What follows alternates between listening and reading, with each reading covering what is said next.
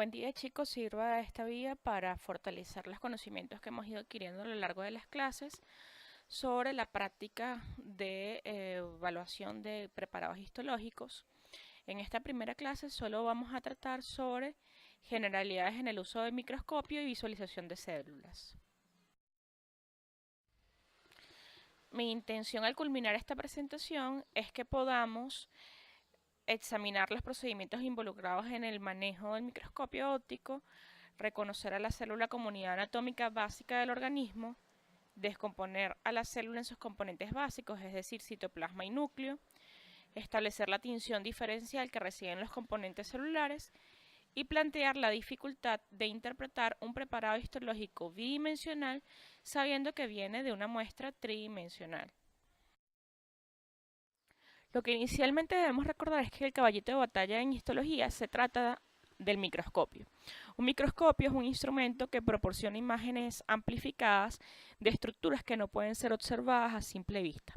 En el caso de la Cátedra de Histología Normal y Embriología de la Escuela Luis Rossetti, pues nosotros trabajamos con un microscopio como el que se ve en la presente diapositiva, que es un microscopio compuesto, ya que está formado por varias lentes, y es de luz o campo claro, ya que la fuente de luz que yo utilizo es una fuente de luz neutra y el campo que se aplica entonces es un campo claro. Recordemos que en todo microscopio vamos a describir un componente o una parte óptica y una parte mecánica. En el caso de la parte óptica, vamos a ver los oculares, que en este caso es un par de oculares porque es un microscopio binocular. Recordemos que a este componente no se le debe dar muchísima manipulación, es decir, yo no los debo separar entre sí a gran distancia, ya que los voy a ir deteriorando. Los oculares me van a dar un aumento final a la imagen. Seguidamente tenemos una serie de objetivos que dan aumentos diferenciales a la imagen dependiendo de cuál es el que yo utilice. Iniciamos por un aumento de menor tamaño hasta aumentos progresivos.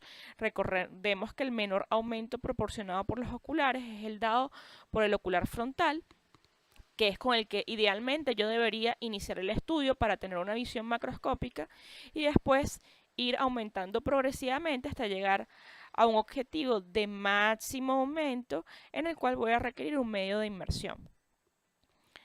Otros componentes de la parte óptica es el condensador, que me va a focalizar la luz que proviene de esta fuente de luz. En cuanto a la parte mecánica, entonces vamos a tener un tubo que es el que me va a conectar pues a los oculares con la columna y con los objetivos. Después tengo la columna que me comunica al tubo con el pie que le da estabilidad al microscopio, el revólver que sirve de inserción a los distintos objetivos que posee el microscopio, la platina en la cual yo voy a apoyar el preparado histológico, el carro que me va a permitir desplazar a el preparado histológico según cuál sea la estructura que yo quiero examinar, eso desplazando estos tornillos que me va a permitir lateralizar pues el preparado histológico en una dirección horizontal o vertical. Y por último tengo los tornillos macrométricos para hacer movilizaciones o pues darle mayor detalle, un detalle macro a la imagen, y después que yo ya tengo en gran forma la visión del preparado histológico, pues entonces hago una definición de la imagen mucho más detallada con el tornillo micrométrico. Entonces, estoy en mi práctica de histología. ¿Qué es lo que yo voy a hacer? Bueno, recordemos que debemos inicialmente destapar el microscopio, quitarle su envoltorio. Voy a prender el microscopio asegurando que el regulador también esté encendido. Una vez que tenga encendido el microscopio, entonces voy a regular la intensidad de la luz. Una vez que regule esa intensidad de la luz, entonces debo que colocar mi preparado histológico sobre el carro siempre en una dirección adecuada, iniciar por el objetivo frontal e ir aumentando de forma progresiva, y una vez ya haya estudiado el preparado histológico que quiero examinar, pues debería pues retornar el revólver al objetivo frontal y disminuir la potencia o intensidad de la luz hasta su menor pues potencia. De esta forma garantizo la vida útil de esta fuente de luz, apago el microscopio y apago el regulador. En el caso del preparado histológico, recordemos que es un corte fino procesado de una biopsia obtenida de material vivo o muerto, que es apoyado sobre una lámina de vidrio y cubierto por una lámina portaobjeto. Siempre debemos recordar que este preparado histológico debe estar colocado de forma correcta sobre el microscopio, teniendo a la lámina cubreobjeto hacia la parte superior.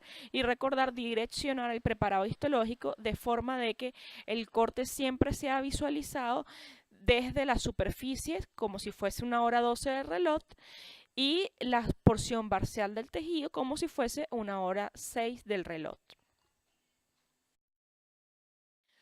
Cuando yo evalúo un preparado histológico en un microscopio, mi mayor interés es entonces poder describir las células, ¿verdad? Sin embargo, pues yo tengo que ver cuál es la zona que yo quiero focalizar mi atención. Por ejemplo, yo quiero interesarme en evaluar la presente célula que está señalada con la flecha. Entonces, en este aumento se me hace sencillo, yo la puedo visualizar.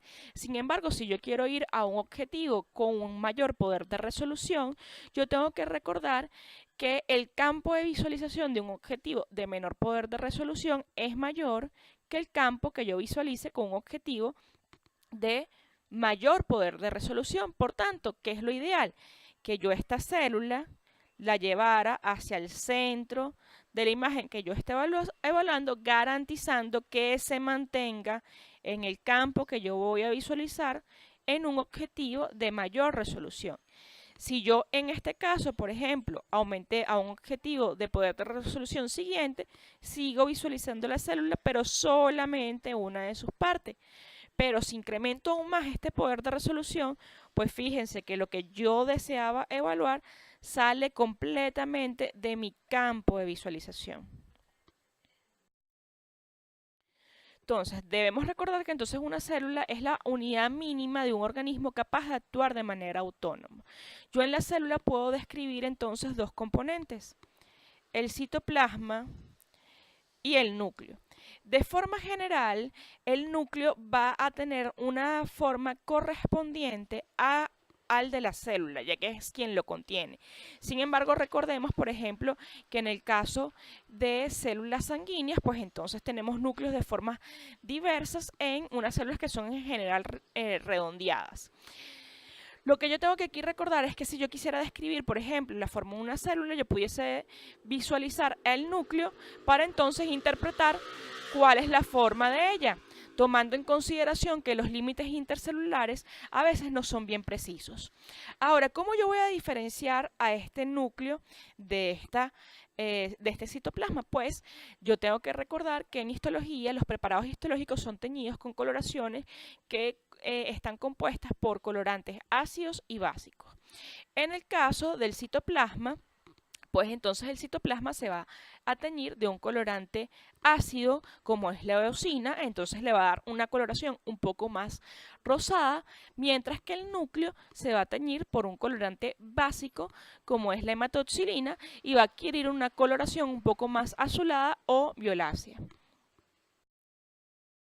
Entonces, como yo ya les estaba comentando, básicamente si yo evalúo las estructuras violáceas, que serían los núcleos, y yo interpreto cuál es su forma, yo puedo desprender cuál es la forma de la célula. De esta forma, si yo tengo un núcleo ovoideo y yo veo que hay bastante sustancia o citoplasma supranuclear, yo puedo interpretar que esa célula tiene una forma más o menos cilíndrica.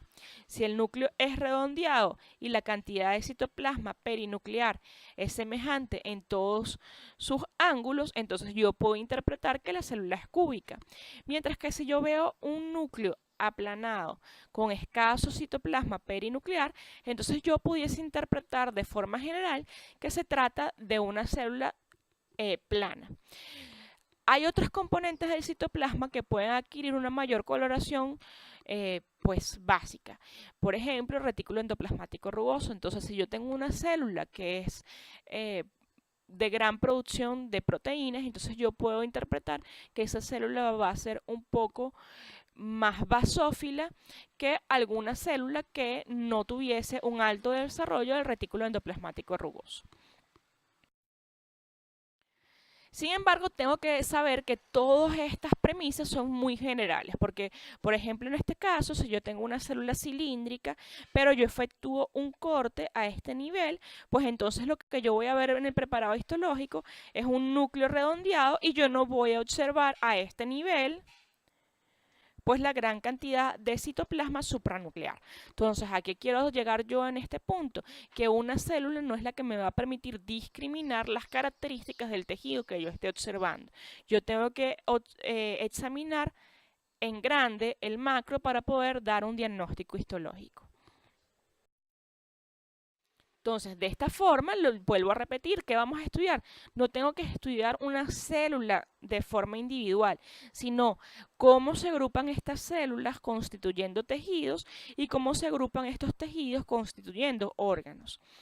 En esta unidad nos toca evaluar los diferentes tipos de tejidos, saberlos diferenciar, los cuales son tejido epitelial, conjuntivo, muscular y nervioso, sabiendo que del conjuntivo tengo el conjuntivo común, mientras que también puedo evidenciar algunas variantes que son los tejidos conjuntivos especializados, como son el adiposo, cartilaginoso, óseo y sanguíneo.